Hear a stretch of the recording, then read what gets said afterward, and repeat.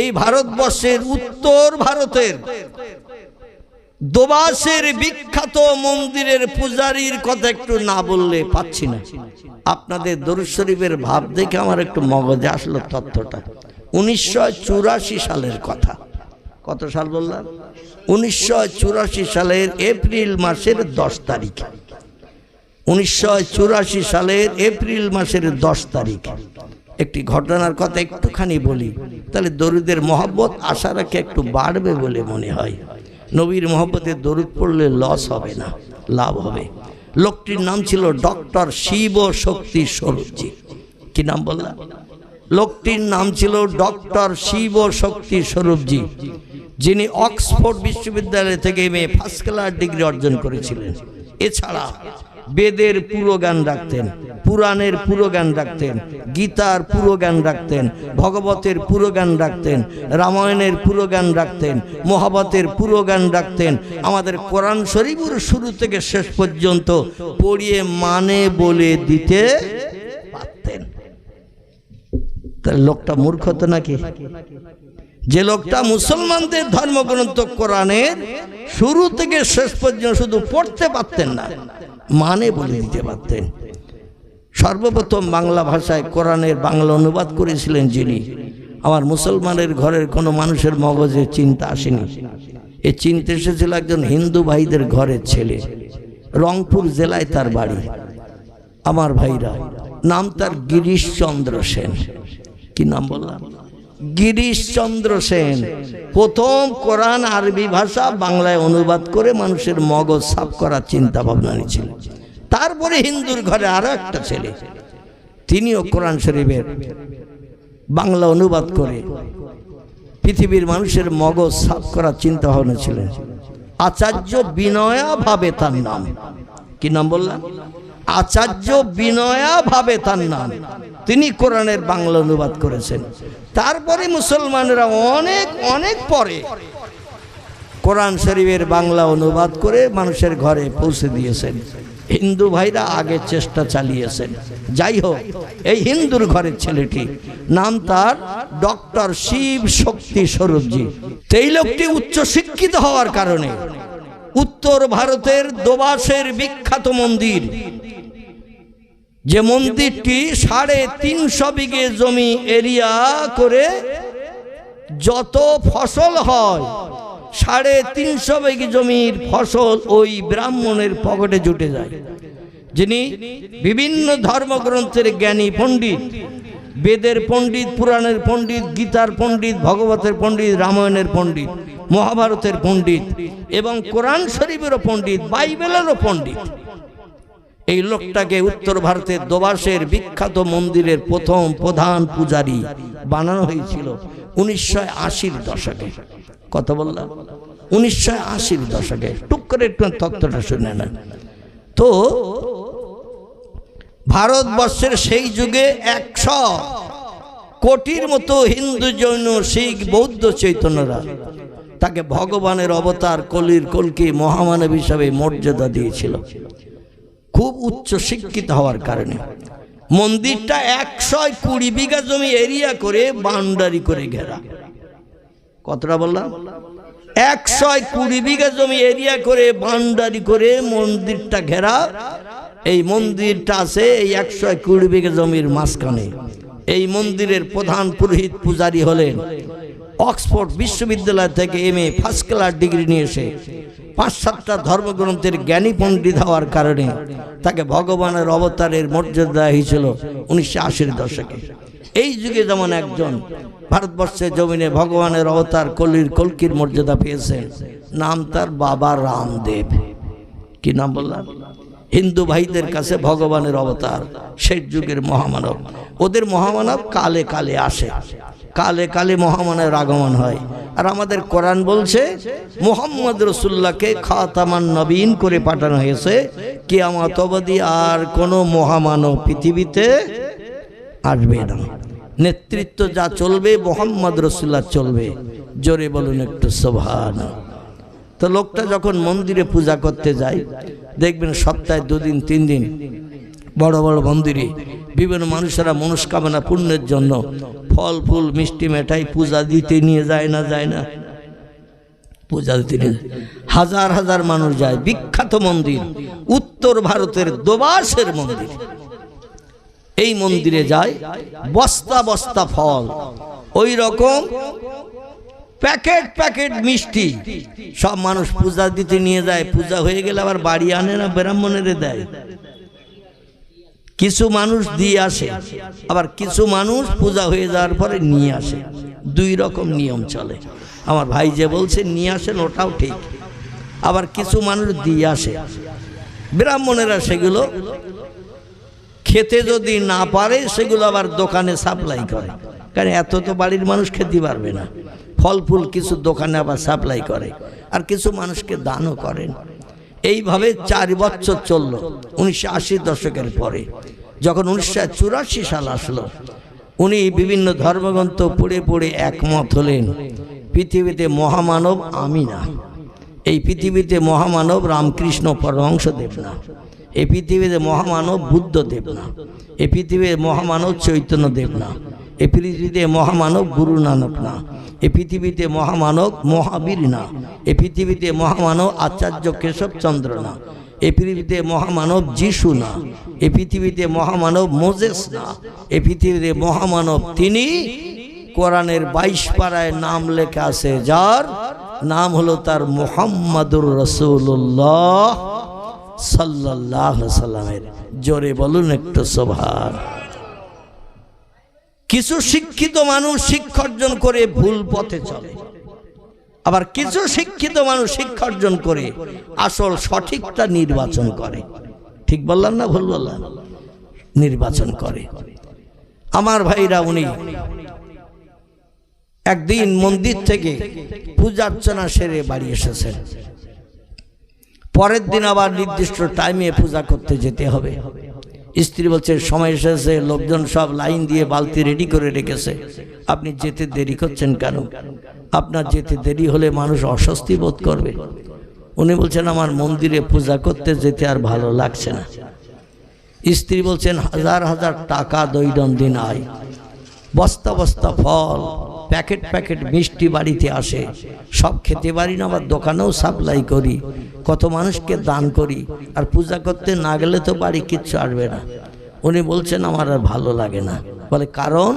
বলে আমি বিভিন্ন ধর্মগ্রন্থ পড়ে দেখেছি, একজন ব্যক্তির নাম বেদে লেখা, পুরাণে লেখা, গীতায় লেখা, ভগবতে লেখা, রামায়ণে লেখা, মহাভারতে লেখা, তৌরিতে লেখা, জব্বুরে লেখা, ইঞ্জিলে লেখা, এমনকি বর্তমান মুসলমানদের ধর্মগ্রন্থ যেটি নাম হলো তার আল কোরআন, সেই কোরআনও স্রষ্টা লিখে পাঠিয়েছেন মুহাম্মদ নামধারী একজন ব্যক্তিকে কিয়ামত পর্যন্ত বিশ্ববাসীর কল্যাণের জন্য মহামানব করে পাঠানো হয়েছে। জোরে বলুন সুবহান। এই জন্য আমি মিথ্যার আশ্রয় নিয়ে লোকের ফলমূল নষ্ট করতে চাই না। পরকাল বলে একটা লম্বা জিন্দেগি আছে, যার নাম হলো স্বর্গ বা নরক। স্বর্গ শান্তির জায়গা, নরক অশান্তির জায়গা। এই জন্য আমি মানুষকে যদি বিভ্রান্ত করে, মানুষের অর্থ যদি অপচয় করি, মানুষকে আমি ধোঁকা দেই, অবশ্যই আমার প্রতিদান নরক নসিবে জড়বে। উচ্চ শিক্ষিত হয়ে, জ্ঞানী পণ্ডিত হয়ে আমি মিথ্যার আশ্রয় নিতে পারবো না। এই জন্য আমি আজকের থেকে আর মন্দিরে পূজা করতে যাব না। স্ত্রী বলছে লোকজন তো ছাড়বে না। ডক্টর শিবশক্তি সর্বজি বললেন মুসলমানদের কোরআন পড়ে একটি জ্ঞান অর্জন করেছে, সেটি হল আল্লাহ পাক কোরআনের ভিতরে 27 জন পয়গম্বরের নাম কোট করেছেন। এই 27 জন পয়গম্বরের ভিতরে 25 জন পয়গম্বরের জীবনী কোরআনে ভরা আছে, 2 জন পয়গম্বরে কোনো জীবনী ভরা নাই, শুধু তাদের নাম উল্লেখ আছে। এই 25 জন পয়গম্বরের জীবনী কোরআনের ভিতরে যাদের ভরা, এই পয়গম্বরদের ভিতরে একজন পয়গম্বর আছে যিনি হলেন জাতির জনক, সুন্নতের পিতা, নাম হলো তার ইব্রাহিম আলাইহিস সালাম। জোরে বলুন একটু সুবহানাল্লাহ। আমরা কাজ সুন্নত মেনে চলি। আমরা আসলে যে আদর্শ, মাথায় টুপি, মুখে দাড়ি, লম্বা জামা, যা কিছু আমরা আদর্শ ব্যবহার করি ইব্রাহিম নবীর সুন্নত। জোরে বলুন একটু সুবহানাল্লাহ। আমার ভাইরা, কোরআন পাক আল্লাহ তথ্য কোট করে দিয়েছেন মিল্লাতা ইব্রাহিম। আল্লাহ বলছেন আমি ইব্রাহিম নবীর দিন তোমাদের জন্য প্রতিষ্ঠা করতে পৃথিবীতে পাঠিয়ে দিয়েছে। আর ইব্রাহিম নবীর সুন্নতকে আমাদের পয়গম্বর বাস্তব জীবনে রূপদান করে চলেছেন। যত পয়গম্বর পৃথিবীতে এসেছে, কোনো পয়গম্বরের খাতনা ছিল এমন কোনো তথ্য কেতাবে লেখা নাই, কিন্তু ইব্রাহিম নবীকে আল্লাহ পাক 80 বছর বয়সে মুসলমানি করে খাতনা দিতে বলেছিলেন। এই জন্য উম্মতে মুহাম্মাদি আমাদের 5-7 বছর বয়স হলে আমরাও সুন্নতে ইব্রাহিমি খাতনা দিই না। ইব্রাহিম নবীর বয়স যখন 80 বছর, আল্লাহ হুকুম করলেন জিবরিল আমিন মারফত, তুমি তোমার লিঙ্গের মাথার চামড়াটা কেটে দাও, দিয়ে তুমি সুন্নতে অবলম্বন করো, খাতনা করো। কারণ লিঙ্গের মাথার চামড়ার ভিতরে ময়লা থাকে, দূষণীয় জীবাণু পয়জন থাকে, নাপাকি থাকে, ওটা কেটে পরিষ্কার করো। অন্য তোমার ইবাদত আমার কাছে গ্রহণীয় হচ্ছে না, কারণ আমি আল্লাহ পবিত্র। ওই বান্দার ইবাদত পছন্দ করি যে বান্দা হয় পবিত্র। আল্লাহ হুকুম করেছে।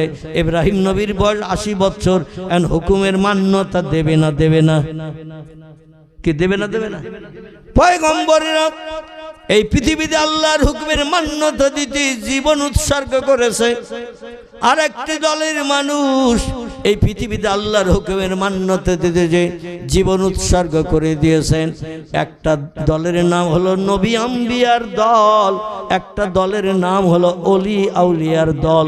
এই দুটি দল ছাড়া আর কোন দলের মানুষ আল্লাহর হুকুমের মান্যতা দিতে জীবন উৎসর্গ করতে চায় না, সময় দিতে চায় না, কষ্ট করতে চায় না, পরিশ্রম করতে চায় না। আলেমও না, হাফেজও না, মুফতিও না, কারিও না, মসজিদ ইমাম না, মুয়াজ্জিন না, মুক্তাদি না। যেখানে লাভ সেখানে আমরা, যেখানে লস সেখানে আমরা নাই। নবীরা অতটা বুঝতো না।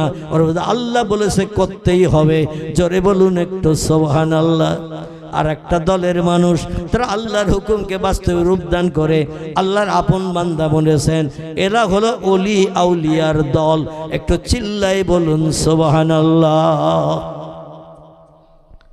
আমার ভাইরা, উনি বলে ইব্রাহিম নবীর জীবনীতে পড়েছি দেশের মানুষ বছরে একবার করে মেলা হতো ইরাকের দেশে। ইব্রাহিম নবীর জন্ম হলো ইরাকের দেশে। জায়গাটির নাম হলো বাবেল। কি নাম বললাম? বাবেল নামক একটি জায়গা, দেশটির নাম ইরাক।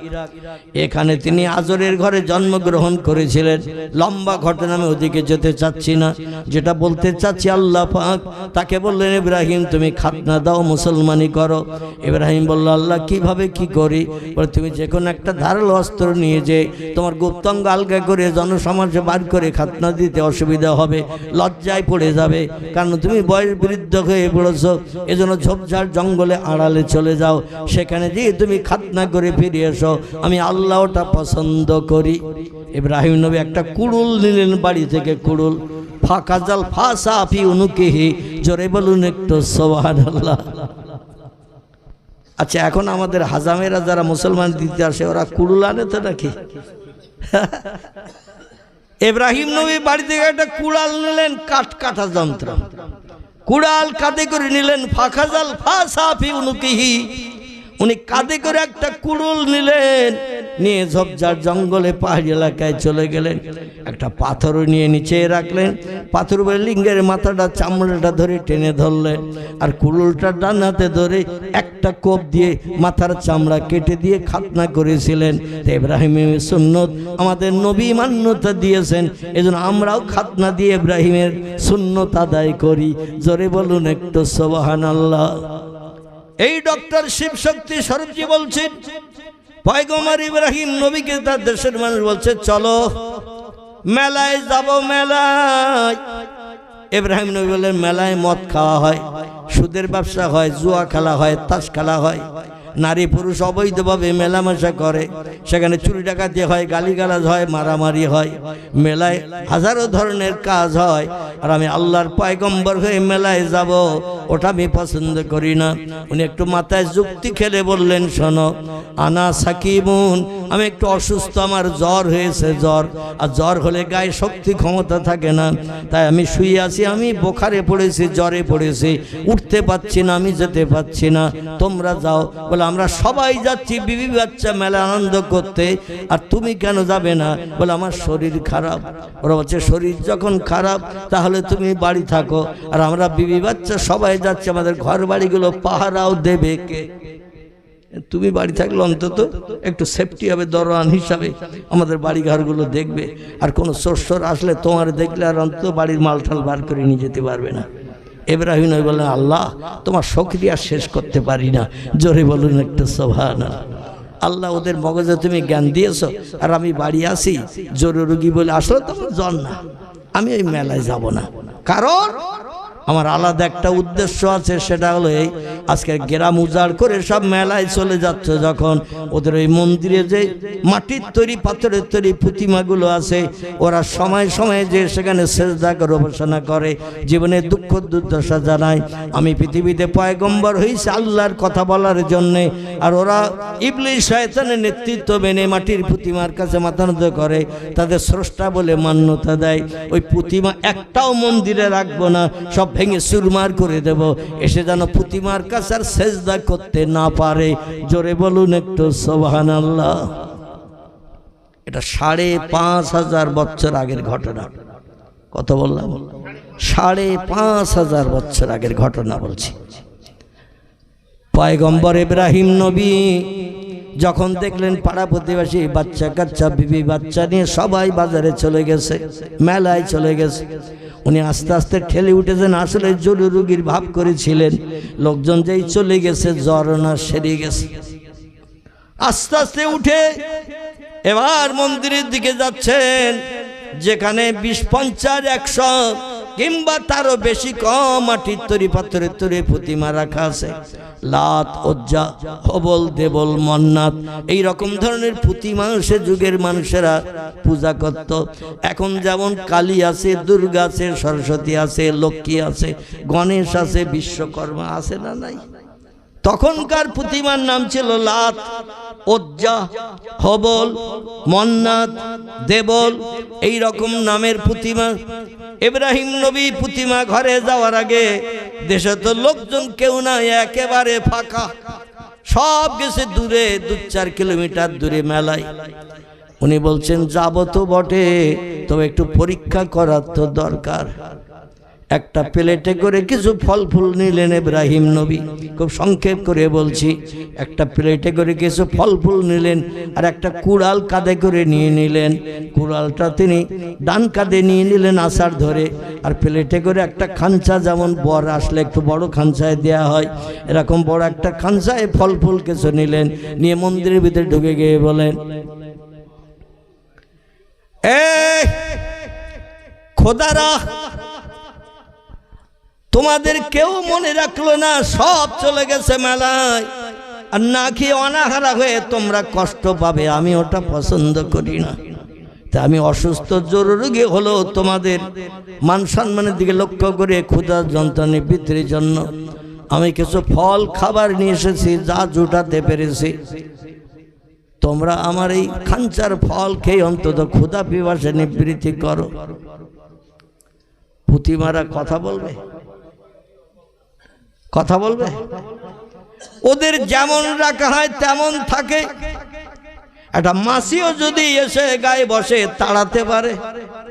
সামনে যদি পূজা করে কোনো ফল মিষ্টি রেখে যাওয়া হয়, ইঁদুর বিড়াল খায় না, ওরা পরবর্তীতে খায়। ইঁদুর বিড়াল খেয়ে নেয়, প্রতিমা কোনদিন হাত দিয়ে তুলেও খেতে পারে না, কোনটার কি টেস্ট আস্বাদ তাও বুঝতে পারে না। ইব্রাহিম নবী বলছেন, আলা তাকুলুনা আলা তাশরাবুনা, এ প্রতিমারা, কষ্ট পরিশ্রম করে তোমাদের জন্য ফল ফুল এনেছি, আর তোমরা খাবে না, আমি এটা পছন্দ করি না। আমার পরিশ্রমের মূল্য দাও, তোমাদের যার যেটা পছন্দ বলো, আমি তুলে দেই, অন্যথায় তোমাদের যার যা পছন্দ, সবার তো হাত আছে, তুলে তুলে নাও, অন্তত আমি একটু খুশি হই।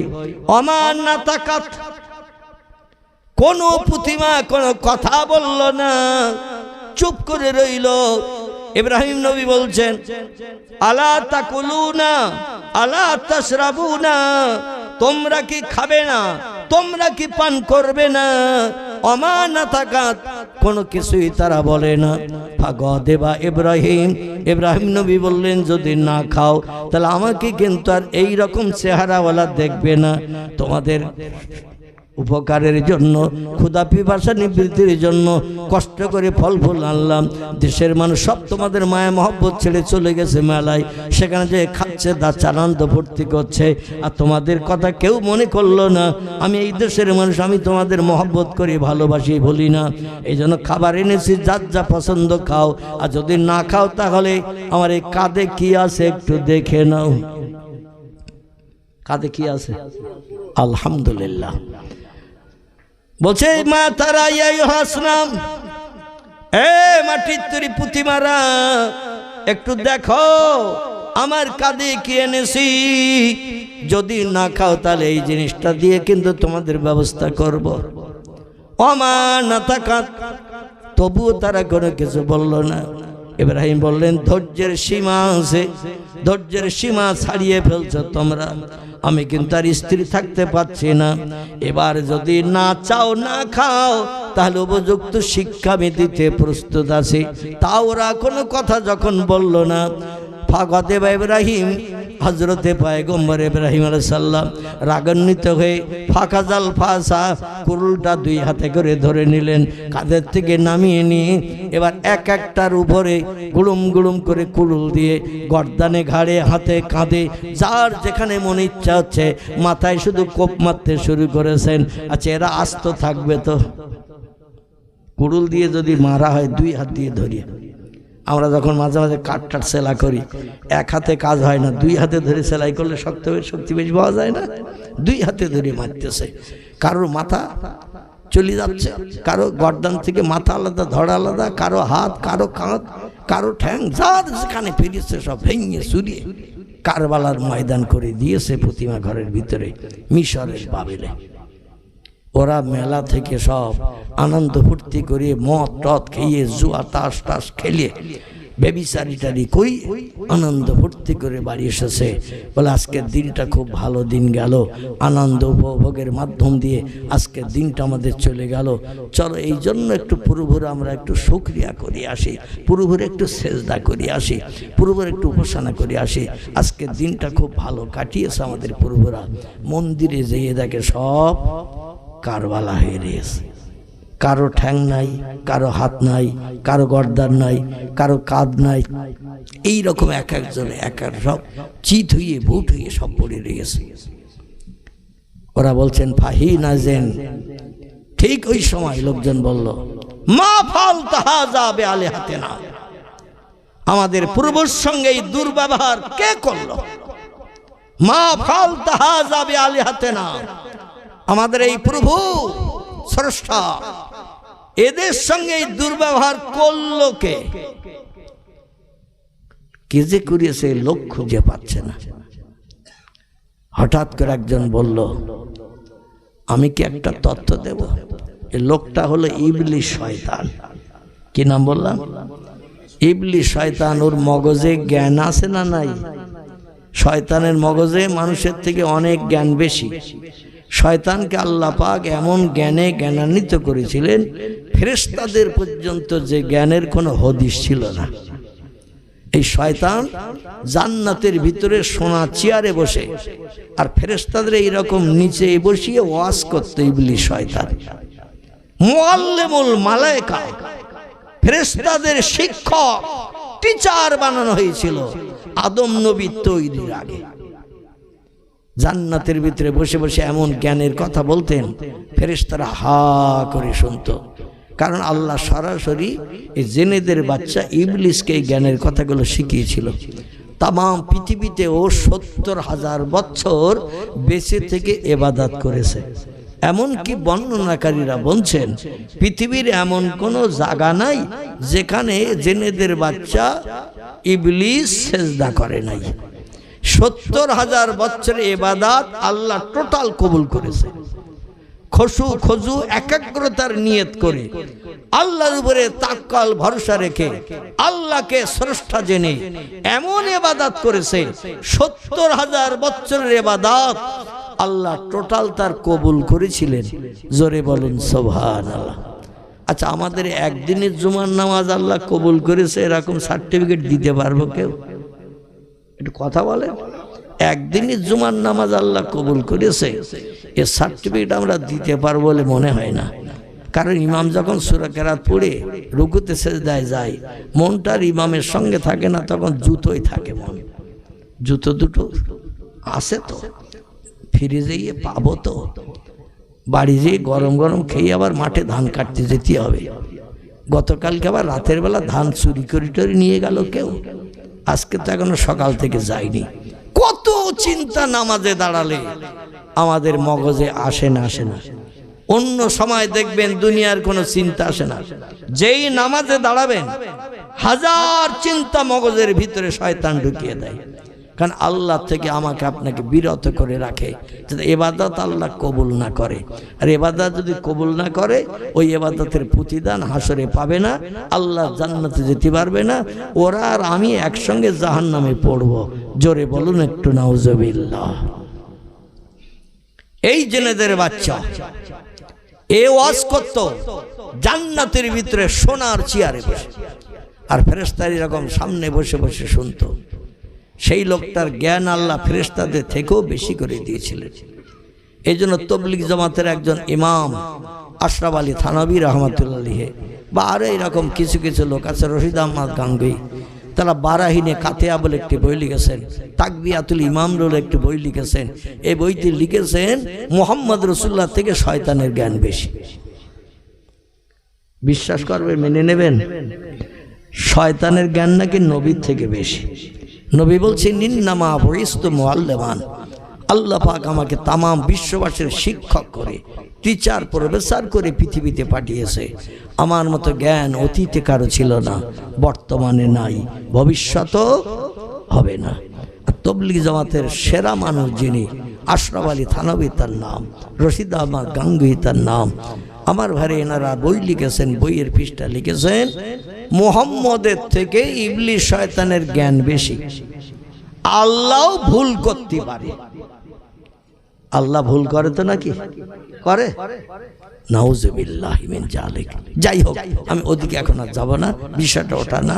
আমি যেটা বলতে চাই সেটা হলো এই, শয়তান ইবলিস আমাদের প্ররোচনা ধোঁকা দেয় নামাজে দাঁড়ালে, যাতে আমাদের নামাজ কবুল না হয়, আল্লাহর দরবারে আমরা যাতে নামাজের প্রতিদান জান্নাতে যেতে না পারি। এখন আল্লাহ এখন কবুল না করলেও হাসরের মাঠে রহিম নামের ইজ্জত দান করবেন। কোরআনে সূরা ফাতিহার ২ নম্বরের সেন্টেন্স আর রহমানির রহিম আছে না, দুটো নাম, আর রহমানির রহিম, আল্লাহর দুটি নাম এক বাক্যের ভিতরে লেখা। রহমান নামের যে মানে, রহিম নামের সেই একই মানে, নাম দুটো আলাদা। রহমান নামের গুণ পৃথিবীতে আল্লাহ বান্দাদের জন্য দান করে রেখেছেন, আর রহিম নামের গুণটা আল্লাহ তার কুদরতি হাতে রেখে দিয়েছেন, হাসরের মাঠে বান্দাদের জন্য দান করবেন বলে। জোরে বলুন সুবহানাল্লাহ। নামাজ যদি এখন কবুল নাও আল্লাহ করেন, তো এই যে মুয়াজ্জিনের আজান শুনে যাচ্ছি, হেঁটে যাচ্ছি, বাড়ি আসছি, উঠবস করছি, এক্সারসাইজ করছি, এর প্রতিদান আল্লাহ রহিম নামের ইজ্জতে অবশ্যই দেবেন বলেই কোরআনে কোট করে দিয়েছেন। জোরে বলুন একটু সুবহানাল্লাহ। আমরা বঞ্চিত হব না। যাই হোক, এখন ইব্রাহিম নবীর মগজে আল্লাহ একটু যুক্তি দিলেন, তুই তো রাগের বসে সব ঠাকুরগুলো সব কুরুল দিয়ে কপি ভেঙে দিলি, ওরা তো মেলায় বেশি সময় থাকবে না, কাজকর্ম মিটে গেলে আবার বাড়ি আসবে, বাড়ি এসে প্রতিমা ঘরে আসবে, প্রভুদের সেজদা করবে, জীবনের শখ জানাবে। এসে যদি এই অবস্থা দেখে, গ্রামে তার লোকজন নাই, তুই একা বাড়ি, তোরে তো এসে ধরবে। ঠিক না ভুল? গ্রামে তার লোকজনে শুধু তুই একা জরুরি রোগী বলে বাড়ি আছিস, এটা তো সবাই জানে। এই জন্য এসে তো তোরে জিজ্ঞাসা করবে, ধরবে। আর পয়গম্বরদের কাজ হলো মিথ্যা কথা না বলা। জোরে বলুন একটু সুবহানাল্লাহ। আল্লাহর ওলি যারা, পয়গম্বর যারা, এরা কোনোদিন মিথ্যা কথা বলে না। জোরে বলুন একটু সুবহানাল্লাহ। আল্লাহ বলেন, এক কাজ কর, যে কুড়ুল দিয়ে প্রতিমাগুলো ভেঙে ফেলেছিস, কারো মাথা ভেঙেছিস, হাত ভেঙেছিস, পা ভেঙেছিস, চিৎকার করে ফেলে রেখেছিস, ইব্রাহিম ওই কুড়ুল নিয়ে আর বাড়ি যাস না। কুড়ুলের ডাটির মাথায় একটা দড়ি গিরো দিয়ে দে, একটা দড়ি বাঁধ। আর ওই দড়িটা বড় ঠাকুরটার আর মারিস না, সবগুলো ভাঙবে ভাঙ, বড়টার অন্তত রেখে দে। ওর গলায় কুলের দড়িটা দিয়ে হার বানিয়ে ঝুলিয়ে দিয়াই। পয়গম্বর ইব্রাহিম নবী কুলের আষাঢ়ের মাথায় একটা লম্বা দড়ি বেঁধে দিলেন। দড়ি বেঁধে দিয়ে দড়িটা ফাঁকা করে বড় ঠাকুরের মাথা থেকে গলায় দিয়ে বুকের দিকে ঝুলিয়ে দিলেন। আর খাঞ্চার প্লেটটা তো কেউ খায়নি, ও খাঞ্চার প্লেটটা বড় ঠাকুরের সামনে রেখে দিয়ে এসে বাড়ি এসে আবার কম্বল মুড়ি দিয়ে শুয়ে রয়েছে। লোকজন প্রথম বাড়ি আসলো, জামা কাপড় ছেড়ে মন্দিরে গেল, যে দেখে সর্বনাশ, মা ফালতা হাজা বেয়ালে হাতে না। আমাদের পূর্বর সঙ্গে এই দুর্ব্যবহার কে করলো, ভেঙে চুরে ক্ষয়ক্ষতি কে করলো। এমন সময় একজন ব্যক্তি যুবক মানুষের চেহারা নিয়ে বলছে, আমি কি একটা তথ্য তোমাদের দেব? ওরা বলল, নাম নামিয়ে আঁকি, আমরা তো বুঝতে পারছি না এই অঘটনকে ঘটালো। উনি বলছে, তোমাদের দেশে সবাই চলে গিয়েছিল মেলায়, কে যায়নি তাই বলো। বলছে, যায়নি একজন যুবক, সে হলো আজরের বেটা, নাম তার ইব্রাহিম। বলছে, এই কাজ নিশ্চয় ওর দ্বারা সম্ভব, কারণ ও মাটির তৈরি প্রতিমা, পাথরের তৈরি প্রতিমা, সেজদা করতে তোমাদের নিষেধ করে কিনা? বলে, নাম নামিয়ে আঁকি, ও তো সবসময় বলে আল্লাহু হাইয়ুন কাইয়ুম, আল্লাহ জীবিত এবং চিরঞ্জীবী, তিনি মরেন না, তিনি সবসময় জীবিত। আর সেই আল্লাহর নামের জপ করতে বলে, লা ইলাহা ইল্লাল্লাহু ইব্রাহিম খলিলুল্লাহ। জোরে বলুন একটু সুবহান। যখন যিনি নবী হয়েছে আল্লাহর নামের সঙ্গে তাদের নামের কলামাটা, তখনই মানুষের কাছে তারা প্রচার করেছেন। নূহ নবী যখন নবী হলেন, উনি বললেন লা ইলাহা ইল্লাল্লাহ, নূহ নবী আল্লাহ। ইব্রাহিম যখন নবী হলেন, লা ইলাহা ইল্লাল্লাহ, ইব্রাহিম খলিলুল্লাহ। মুসা যখন নবী হলেন, লা ইলাহা ইল্লাল্লাহ, মুসা কালিমুল্লাহ। ঈসা যখন নবী হলেন, লা ইলাহা ইল্লাল্লাহ, ঈসা রুহুল্লাহ। যত নবী এসেছেন সব নবী আল্লাহ নামের সঙ্গে নিজের নাম জড়িয়ে দিয়ে মানুষকে কলেমা পড়তে বলেছে। এখন ইব্রাহিম নবীর কাছে এসে বলছেন, আমাদের এই পূর্বের সঙ্গে অঘটন ঘটালো, কে একটু বলো। উনি বলছে, আমি তো জরুরি রোগী, যেমন দেখে গিয়েছিলে তোমরা মেলায় যাওয়ার সময়, আমার তো তেমন দেখছো, আমি তো উঠতে পারছি না, চলতে পারছি না, বসতে পারছি না, কে কি করিস কি করে বলো? বলো, অবশ্যই তুমি জানো, তুমি পারে আসো, তুমি বললেও তুমি, না বললেও তুমি।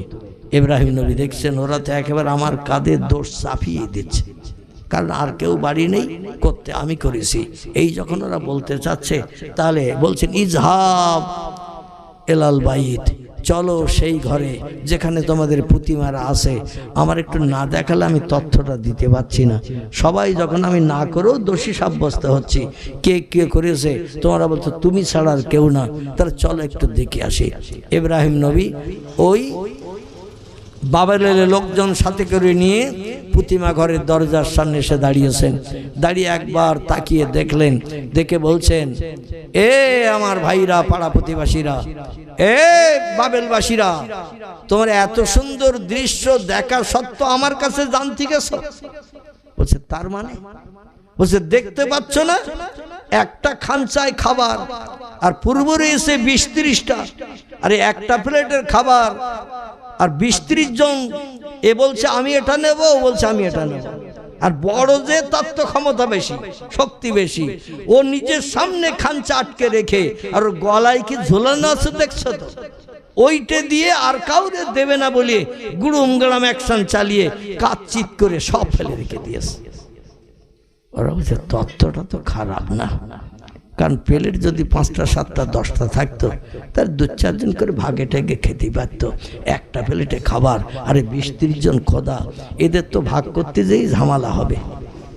আর ওই বড় খোদা, ওনার তো পেট বড়, আর উনি বলছে মাল সব আমার, আর ওরা বলছে না আমাদের দিতে হবে। এই নিয়ে মতদ্বন্দ্ব ঝামেলা হতে হতে এমন অবস্থা হয়ে গেছে, মারামারি শুরু হয়ে গেছে। আর ওনার গলায় তো ঝোলানো রয়েছে বড় কুরুল, ওই কুরুল দিয়ে অ্যাকশন করেছে, সব যারে যেমন পেরেছে ভেঙে চুরে শেষ করেছে। ওরা বলছে কথাটা ঠিক, তথ্য দিচ্ছ বটে, কিন্তু শোনো ইব্রাহিম, ও আজরের বেটা, আমাদের খোদারা তো নড়তে পারে না, আমাদের খোদা তো কথা বলতে পারে না, আমাদের খোদারা তো ঝগড়া বাঁধাতে পারে না, খাবার দিলে আমাদের খোদারা কোনোদিন মাছি বসলেও তাড়াতে পারে না, ইঁদুর বিড়াল আসলেও বারণ করে না। আর তুমি বলছো আমাদের খোদা মারামারি করে সব ভেঙে ফেলেছে। ইব্রাহিম নবী তখন সুযোগ পেয়ে গেলেন, জোরে বলুন সুবহানা। যে খোদারা খেতে পারে না, কথা বলতে পারে না, হাত চালাতে পারে না, মাছি বসলে তাড়াতে পারে না, বিড়াল আসলে বারণ করতে পারে না, সেই খোদার উপাসনা করে তো কোনো লাভ নাই। কোথায় ঘুরিয়ে ধরেছেন বুঝতে পেরেছেন তো? যে খোদা কিছুই করতে পারে না, সে খোদা মানুষের উপকার করবে কি করে? বরং তোমরা, আমি সেই খোদার ইবাদত করি, সেই খোদার নামের জপ জিকির করি, যে প্রভু বান্দার সব সমস্যার সমাধান করে দিতে পারে, সে আল্লাহরে আল্লাহ বলে মানো। জোরে বলুন একটু সুবহান। ওরা বলল বুঝতে পেরেছি, এই কাজ তোমারই দ্বারা হয়েছে, অতএব তোমার উচিত শিক্ষা দেব। কি শিক্ষা দেবে? দেশের খোদা নমরুদের কাছে যে বলল, আমাদের খোদাদের সঙ্গে সুযোগ পেয়ে সদ্ব্যবহার করেছে ইব্রাহিম, আজরের বেটা, ওর উপযুক্ত শিক্ষা দিতে হবে। কি শিক্ষা দিলে খুশি হও? বলে জঙ্গল থেকে শুকনো কাঠ জোগাড় করে এনে টিলা করো, আর ওই কাঠে আগুন ধরিয়ে দাও, ইব্রাহিমের ধরিয়ে আগুনে ফেলে পুড়িয়ে মেরে দাও, ও যেন আর কোনোদিন আমাদের পূর্বর সঙ্গে দুর্ব্যবহার করতে না পারে। জোরে বলুন একটু নাউজুবিল্লাহ, জোরে বলুন নাউজুবিল্লাহ। ডক্টর শিবশক্তি স্বরূপজি বলছেন, বিবি আমি ওই পন্থাটা অবলম্বন করেছি। লোকজন এসে যখন আমার ডাকবে মন্দিরে যাওয়ার জন্য, আমি বললাম আমার শরীর খারাপ, জ্বর হয়ে গেছে, উঠতে পারছি না। ঠিক এই তথ্যটাই ডক্টর শিবশক্তি স্বরূপজি অবলম্বন করেছিলেন 1980-র দশকে। লোকজন 2 দিন 5 দিন 10 দিন আসে, উনি বলছেন জ্বর সারেনি, শরীর খারাপ, যেতে পারছি না। স্ত্রী বলছেন আই ব্যয় বন্ধ হয়ে যাচ্ছে, ফল ফুল মিষ্টি নাস্তা পানি আর করতে পারছি না। বলে ও পরের মাল খেয়ে কোনো লাভ নাই, স্রষ্টাকে যদি খুশি করতে পারি, যে স্রষ্টার নাম হলো আল্লাহ সুবহানাহু ওয়া তাআলা, রাম স্রষ্টা নয়, এমন করে বিষ্ণুর স্রষ্টা নয়, মহেশ্বর স্রষ্টা নয়, নারায়ণ স্রষ্টা নয়, স্রষ্টা হলেন আল্লাহ সুবহানাহু ওয়া তাআলা। সে আল্লাহরে খুশি যদি করি, আল্লাহ ঘরের ভিতরে বসিয়ে বসিয়ে আমাদের খাওয়াবেন। জোরে বলুন আমিন। মন্দিরে গেলেন না, অজু করে পবিত্রতা অবলম্বন করে রাতের বেলা বিছান সজ্জায় শয়ন করেন। নবীজির জবানে হাদিসের কিতাব পড়ে তিনি জ্ঞান অর্জন করেছেন।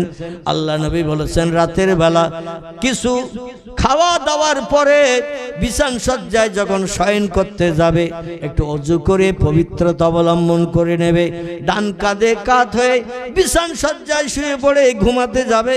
ঘুম যত সময় না আসবে তত সময় আমি মুহাম্মদ রাসূলুল্লাহ, আমার মহব্বত একটু দরুদ শরীফ পড়তে থাকবে। আল্লাহ নবী বলছেন আর বাহুনা ইয়াউমান লাইলান, 40 দিন 40 রাত অতিবাহিত হতে না হতে আমি মদিনার নবী সেই উম্মতের শিয়রের ধারে দাঁড়িয়ে আমার চেহারা দর্শন করাই। একটু জোরে হবে না? নারায়ে তাকবীর। কদিন? 40 দিন। কোন ব্যক্তি রাতের বেলা যখন শুইতে যাবে, ডান কাঁধে কাঁধ হয়ে বালিশে মাথা দিয়ে উত্তর দক্ষিণে পা দিয়ে শোবে, এবং যত সময় ঘুম না আসবে তত সময় যদি ওই লোকটি নবীর মহব্বতে দরুদ শরীফ পড়তে থাকে, আল্লাহ নবী বলছেন আমি মুহাম্মদ রাসূলুল্লাহ গরজ করে ওই লোকটির সঙ্গে সাক্ষাৎ করতে যাই। আর যে লোকটি আমার একটা বার দর্শনের সুযোগ পেল, সে লোকটির জন্য আল্লাহর 8খানা জান্নাত হালাল হয়ে গেল। তার দরুদ শরীফ পড়লে লাভ না লস? কিন্তু আমরা একটু ঠোঁটো নাড়তে চাই না। আমার ভাইরা, রাজা চন্দ্রকেতু ইয়ামানের দেশের বান্দা, নাম তার শাশুড়ি আব্বাস আলী ওরফে গোরা চাঁদ, তারে ডেকে বললেন, শোনো, আমার এই লোহার গ্রিলের গায়ে যদি এক রাতে চাপার ফুল ফুটিয়ে দিতে পারো তাহলে তোমার আল্লাহরে আল্লাহ বলে মানতে আপত্তি দর্শাবো না। আর যদি তুতিগণ একমত হয়ে লিখেছেন এহেনাতুল ওলামায়ে কুফরুন, আর একবার বলছি, ফতোয়ার কেতাবে এই কথাটাই লেখা, এহেনাতুল ওলামায়ে কুফরুন। এর বাংলা অর্থ হলো, আলেমেরা যদি কোনো সদুপদেশ দেয়, ভালো কথা বলে, আর কোনো মুসলমান কানে শোনার পরে যদি কান ঝাড়া মারে, ভালো উপদেশটা যদি গ্রহণ না করে, মেনে নিতে যদি আপত্তি দর্শায়, শরীয়তের সব ফতোয়ার কেতাবে লেখকের একমত হয়ে লিখেছেন লোকটা কাফের হিসাবে বিবেচিত হবে। আমার বাবার কথা বলছি না, এই যে কটা ফতোয়ার কেতাবের নাম বললাম, এই কটা ফতোয়ার কেতাবে লেখা আছে, আলেমরা যদি সদুপদেশ দেয়, ভালো কথা বলে, আর কোনো মুসলমান যদি কান ঝাড়া মারে, ভালো উপদেশটা মানতে না চায়, তাহলে সে লোকটি কাফের হিসাবে বিবেচিত হবে। আপনাদের কাছে জিজ্ঞাসাবাদ করি, কাফেরের ঠিকানা কোথায় হবে? কাফেরের আর একটু জোরে বলেন। আচ্ছা, জোরে বললে কি জাহান্নামে যেতে হবে নাকি? এখনো তো মরেননি, এই না মরা পর্যন্ত কেউ কাউকে কবরে দেয়া হবে? না মরা পর্যন্ত কোন জিন্দা মানুষের যদি বলা হয়, চাচা তুমি 112 বছর বেশি আছো, 60-65 বেশি মানুষ এখন আর বাঁচতেছে না, ভালো করে আমার কথা দিয়ে খেয়াল করেন, চাচা তোমার বয়স 112 বছর হয়ে গেছে, আমাদের খাবার সব তুমি খাচ্ছ, 60-65 বেশি মানুষ বাঁচে না, বুড়ো হয়ে মারা যায়, আজরাইল বোধহয় তোমার চেনে টেনে না, তো চলো আমরা তোমার বাঁশতলায় পুঁতে দিয়ে আসি, আমাদের খাবার আর খেতে দেব না। কোন একজন বয়স্ক বৃদ্ধকে যদি পাড়ার যুবকেরা বলে আমাদের খাবার আর খেতে দেব না, এতদিন বিশ্বাস মানে আমাদের খাবার সব খাচ্ছ, চলো বাঁশতলায় পুঁতে দিয়ে আসি, আচ্ছা ওই বুড়ো লোকটা যাবে? যাবে? ও বলবে আমার ওপরে তোদের এত হিংসা কেন, আমি বেশি আছি তো তোর বাপের কি? এ বলবে না? বলবে না? কোন জিন্দা মানুষ কবরে যেতে চায়? কোন জিন্দা মানুষ কবরে যেতে চায় না। এই জন্য যখন মানুষ পৃথিবীতে জিন্দা থাকে আরো কামনা করে আল্লাহ হায়াত আরো 10 বছর, 20 বছর, 25 বছর, নূহ নবীর মতো 1450 বছর আমার হায়াত কর। এ মানুষ বলে না? বলে না?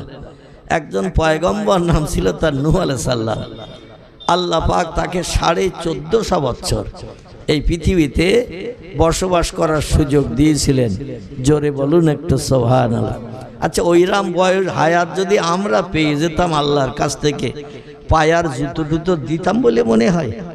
দাপাতাপি আর লাফালাফি কি কম করতাম বলে মনে হয়? 150 বছর বয়স হয়েছে, এখনো 1250 বাকি। এখন কতদিন যে বাঁচবো তার ঠিক ঠিকানা নয়।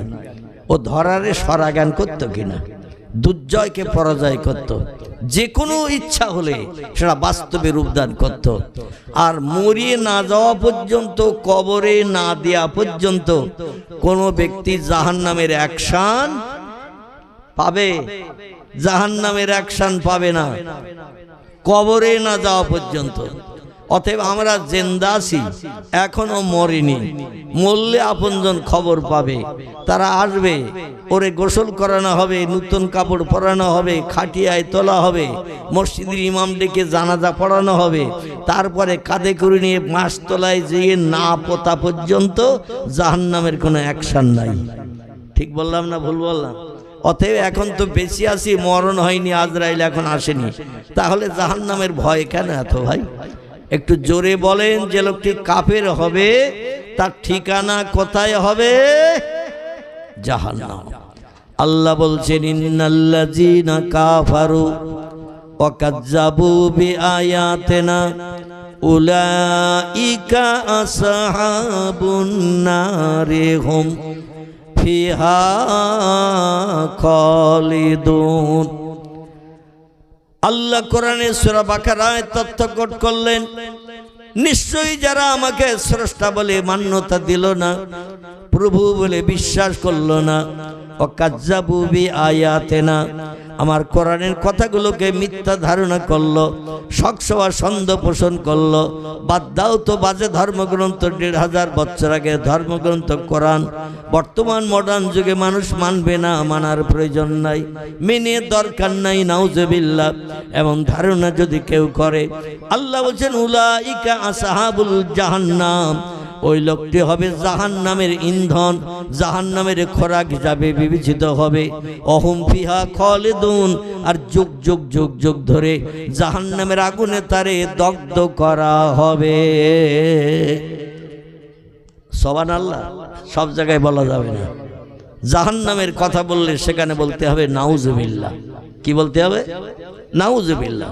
যেখানে সুখের কথা হবে, ভালো কথা হবে, সেখানে বলতে হবে সুবহানাল্লাহ। কিছু তথ্যের নিয়ম নীতি আছে, ঠিক কি না? তাহলে আপনি বুঝতে পারলেন তো, জাহান্নামের কথা যেখানে হবে সেখানে বলতে হবে নাউজুবিল্লাহ, আর যেখানে সুখের কথা, ভালো কথা, জান্নাতের কথা হবে সেখানে বলতে হবে সুবহানাল্লাহ, আলহামদুলিল্লাহ। জোরে বলুন আমিন। বিসমিল্লাহির রহমানির রহিম। ইন্নাল্লাহা ওয়া মালাইকাতাহু ইউসাল্লুনা আলান নাবিয়্যি ইয়া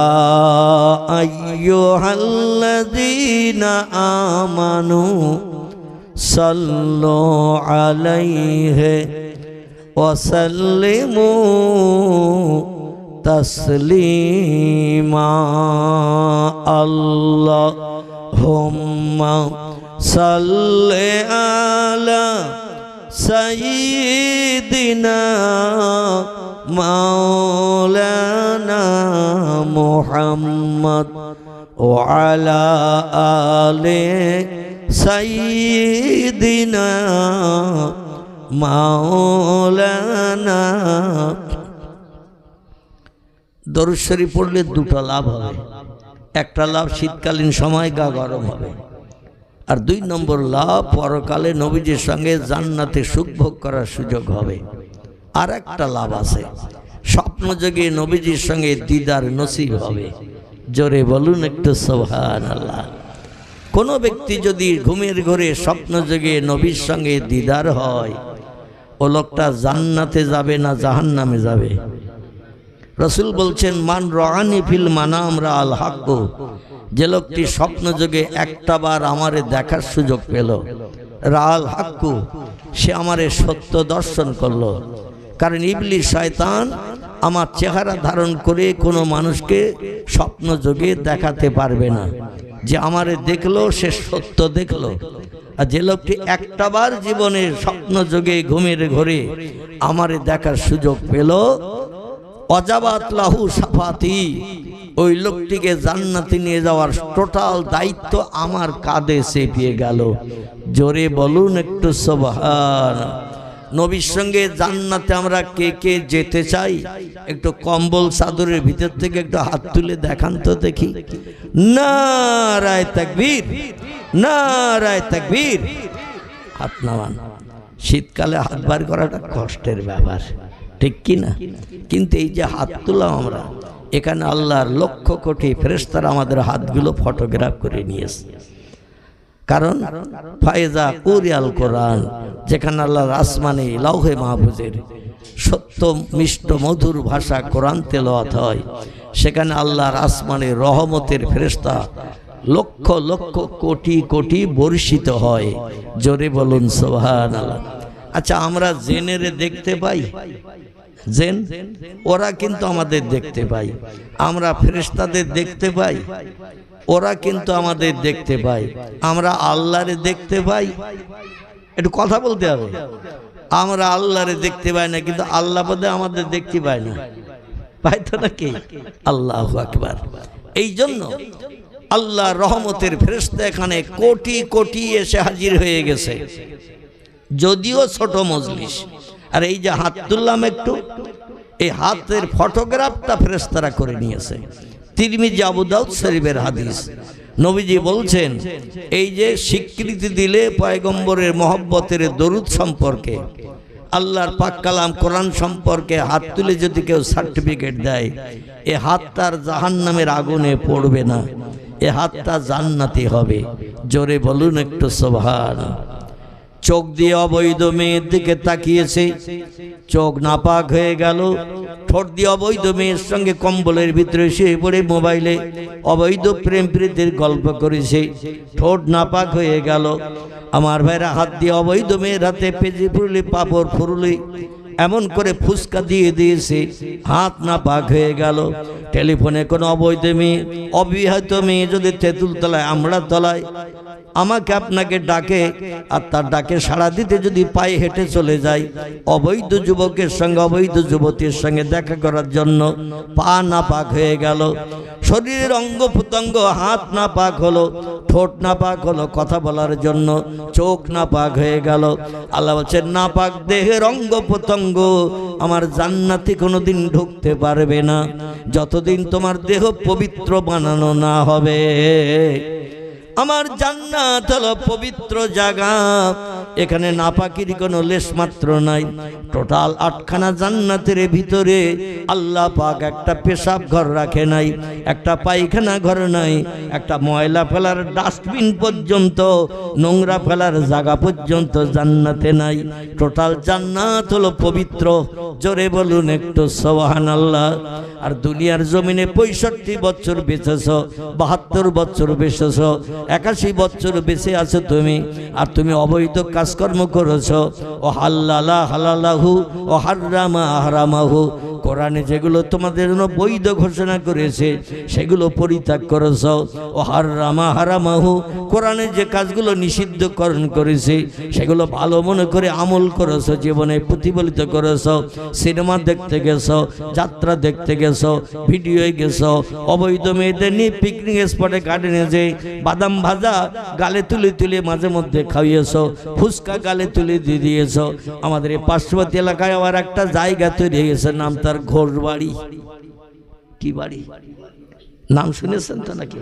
জাননি আপনারা, আমি বলবো না, গেছেন তবে নাম শুনেছেন তো? ওই দণ্ডিরহাট ময়লাখলা ফকিরহাটের আগে রাস্তার বাম দিকে দেখবেন ওখানে একটা পিকনিক স্পট তৈরি হয়েছে, নাম তার ঘোরবাড়ি। অবৈধ যুবক যুবতী সেখানে যে ঘন্টার পর ঘন্টা বিভিন্ন গাছতলায় বিভিন্ন জায়গায় বসে বসে এই যে অবৈধ প্রেম প্রীতি ভালোবাসার কারখানা তৈরি করে। অবশ্যই হাসরের মাঠে আমি আপনি আল্লাহর দরবারে যেদিন হাজির হব, আল্লাহ সেদিন ফামাইয়া আমাল মিসকালা যাররাতিন খায়রা ইয়ারা, শস্য দানা পরিমাণ ভালো কাজ করলে তার প্রতিদান তোমার আমি আল্লাহ অবশ্যই দেব। ওমাইয়া আমাল মিসকালা যাররাতিন শাররা ইয়ারা, আবার শস্য দানা পরিমাণ খারাপ কাজ যদি করো তারও বদলা তোমারে দেয়া হবে। তো বিষয়টা হলো এই রকম, সৎ কাজ করলে প্রতিদান পাবে পরে, খারাপ কাজ করলে প্রতিদান দেয়া হবে প্রথম।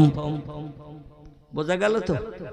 খারাপ কাজ যদি করেন খারাপের প্রতিদান প্রথম দেয়া হবে, খারাপের প্রতিদান দিয়ে জাহান্নামের আগুনে সাবান মাখিয়ে আল্লাহ বলছেন কুল্লামা নুদিজাত জুলুদুহুম বাদদালনাহুম জুলুদান গায়রাহা লিয়াযুকুল আযাব।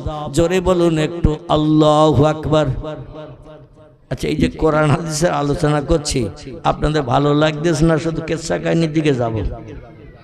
হ্যাঁ, কোরআনের আয়াত হাদিস শরীফ পড়ে যে বক্তব্য রাখছি এর সকলের কাছে কিন্তু ভালো লাগবে না। কি ঠিক বললাম না ভুল বললাম?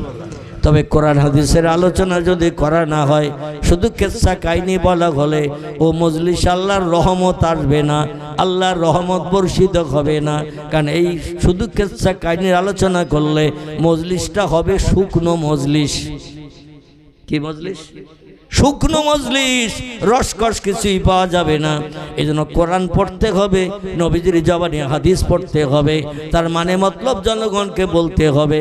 কারণ পৃথিবীতে দুটি কিতাব হলো চিরসত্য, একটি হলো আল্লাহর পাক কালাম কোরআন, একটি হলো পয়গম্বর মুহাম্মদ রাসূলুল্লাহর জবানে মোবারক। আরবি ভাষায় যাকে হাদিস শরীফ বলা হয়। কি বলা হয়? হাদিস শরীফ। হাদিস শরীফ শব্দটি হলো আরবি ভাষা। ইংরেজিতে বলা হয় দ্য সেইন্স অফ মুহাম্মদ সাল্লাল্লাহু আলাইহি সাল্লাম, বাংলায় বলা হয় নবীজির বাণী, নবীজির কথামালা। বিশ্ব নবীর কথাবার্তা, কাজকর্ম, চালচলন, খাওয়া দাওয়া, ওঠা বসা, সব আমলগুলোকে বলা হয় হাদিস। জোরে বলুন একটু আমিন।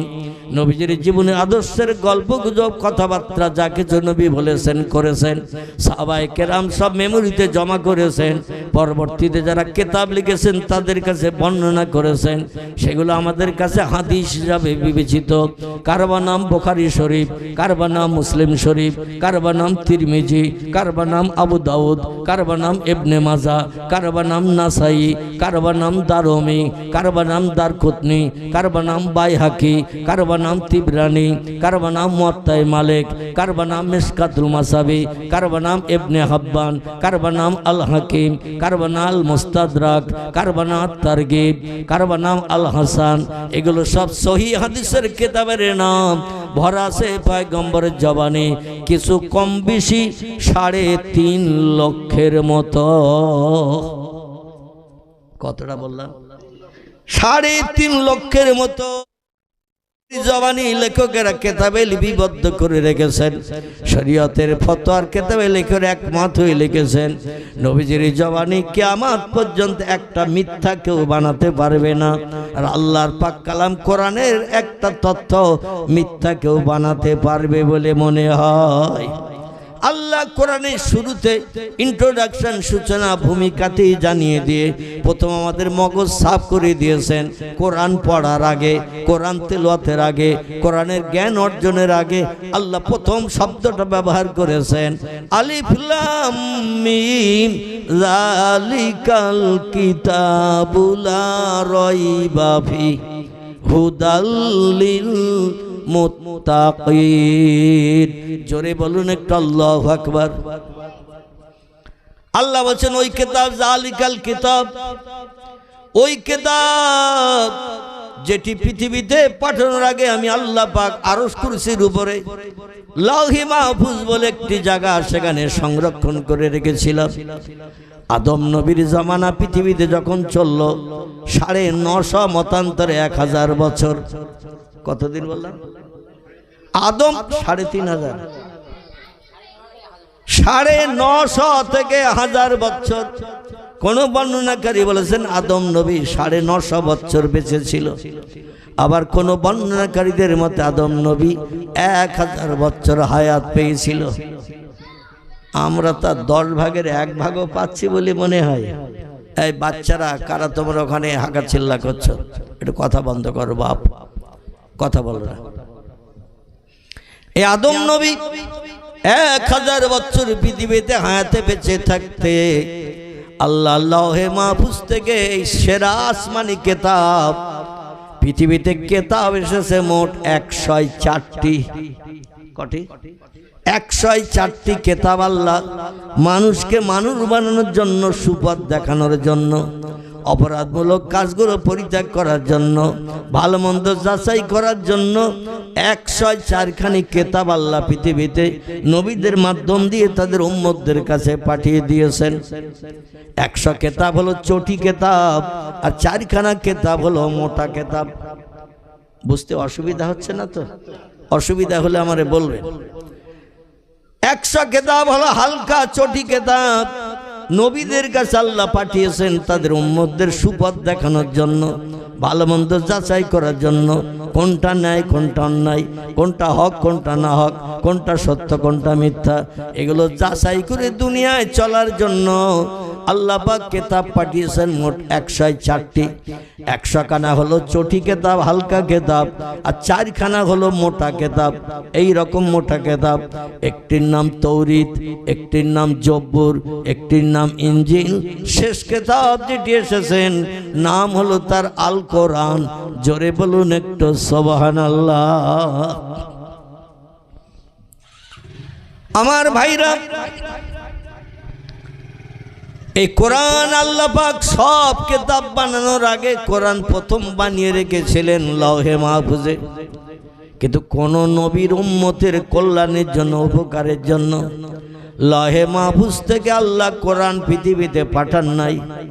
আদম নবী তার উম্মতের জন্য পাঠান নাই, শীষ নবী তার উম্মতের জন্য পাঠান নাই, ইদ্রিস নবী তার উম্মতের জন্য পাঠান নাই, নূহ নবী তার উম্মতের জন্য পাঠান নাই, ইব্রাহিম নবী তার উম্মতের জন্য পাঠান নাই, ইসমাইল নবী তার উম্মতের জন্য পাঠান নাই, ইসাক নবী তার উম্মতের জন্য পাঠান নাই, ইয়াকুব নবী তার উম্মতের জন্য পাঠান নাই, ইউসুফ নবী তার উম্মতের জন্য পাঠান নাই, এমন করে দাউদ নবী তার উম্মতের জন্য পাঠান নাই, সুলাইমান নবী তার উম্মতের জন্য পাঠান নাই, মুসা নবী তার উম্মতের জন্য পাঠান নাই, হারুন নবী তার উম্মতের জন্য পাঠান নাই। এমন করে যত পয়গম্বর পৃথিবীতে এসেছে, হযরতে হুদ, লূত, সালেহ, জাকারিয়া, ইহইয়া, আইয়ুব, ইউনুস, শোয়েব, ইলিয়াস, ওজায়ের, ঈসা পর্যন্ত যত পয়গম্বর এসেছে, বর্ণনাকারীদের মতে এদের সংখ্যা হলো লক্ষাধিকের উপরে। কতজন বললাম? লক্ষাধিকের উপরে পয়গম্বর এই পৃথিবীতে এসেছে আর বিদায় নিয়ে চলে গেছে। মানুষকে সুপথ দেখানোর জন্য কোন নবীর উম্মত ছিল 9 জন, কোন নবীর উম্মত ছিল 15 জন, কোন নবীর উম্মত ছিল 100, কোন নবীর উম্মত ছিল 33 জন। সারা জীবন কলেমার দাওয়াত দিয়েছে, জনগণকে ফেভার করতে পারেনি, আল্লাহর ভয় হৃদয়ে কোট করে দিতে পারেনি, জাহান্নামের ভয় দেখে তাদের সুপথের প্রতীক বানাতে পারেননি। কিন্তু বর্তমান আল্লাহ পাক আসমানের সেরা কিতাব যেটি পৃথিবীতে পাঠিয়েছেন, সেটা সংরক্ষণ করে রেখেছিলেন অতীতকালে, পাঠিয়ে দিলেন পয়গম্বরদের শেষ যিনি, তার কাছে। আল্লাহ বলছেন, মা কানা মুহাম্মাদুন আবা আহাদিম মির রিজালিকুম ওয়ালাকির রাসূলুল্লাহি ওয়া খাতামান নবিয়্যিন।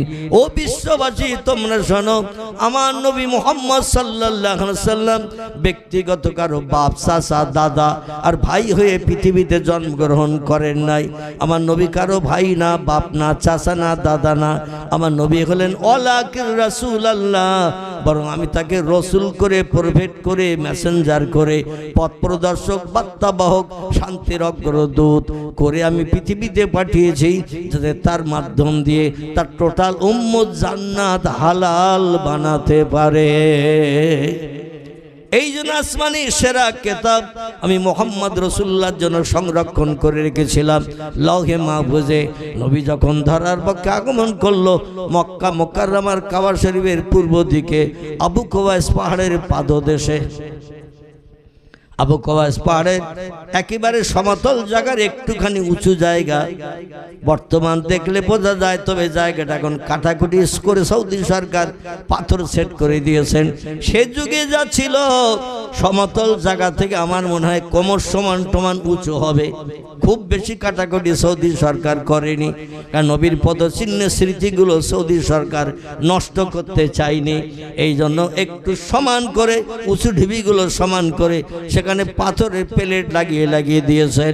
কাবা শরীফ থেকে পূর্ব দিকে আসলে 155 ধাপের রাস্তা আছে, পূর্ব দিকে হেঁটে আসলে পায়ের ধাপের কথা বলছি, কারণ ওখানে ফিতে টিতে পেলে মাপার কোনো লাইন আমার নাই, আর কোনো ব্যক্তি মাপতে পারবে না। যদি কেউ ফিতে ফেলে মাপে, সঙ্গে সঙ্গে সৌদির জেলখানায় তার ডাল রুটি খেতে হবে, আর সন্ত্রাসবাদী হিসাবে আখ্যায়িত হবে। এজন্য মানুষ আইডিয়ালের মাধ্যম দিয়ে কিছু নমুনা নিদর্শন সেট করে মগজে করে নিয়ে আসে। আমি কয়েকবার পায়ের ধাপ ভেবে গুনলাম, ওই কাবা শরীফের সাবা মারওয়া সাইড থেকে বেরিয়ে এসে পূর্ব দিকে হাঁটলে 155 ধাপের রাস্তা হয়। কতটা বলা?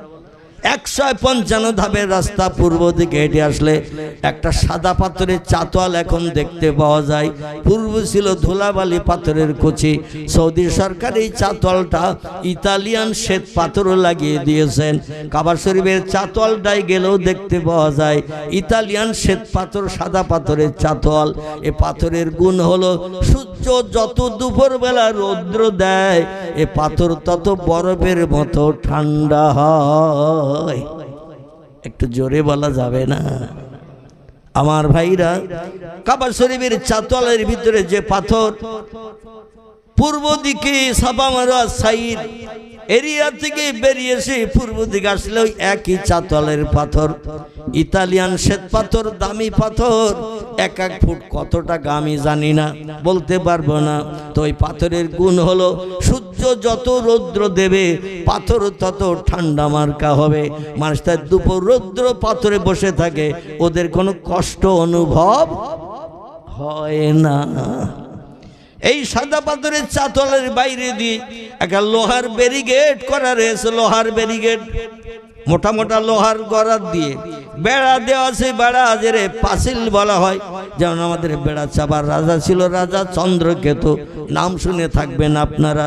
এ রাজা চন্দ্রকেতুর বাড়ি ছিল ওই বেড়া চাপা থেকে হাড়ুয়ার দিকে আসতে 2-3 রশি আসার পরে মাঠের দিকে একটা রাস্তা ছিল, যেটা হলো গড়ের আগে একটা গড় আছে বেড়া চাপায়, দেখবেন রাজা চন্দ্রকেতুর বাড়ির মাঝখানে।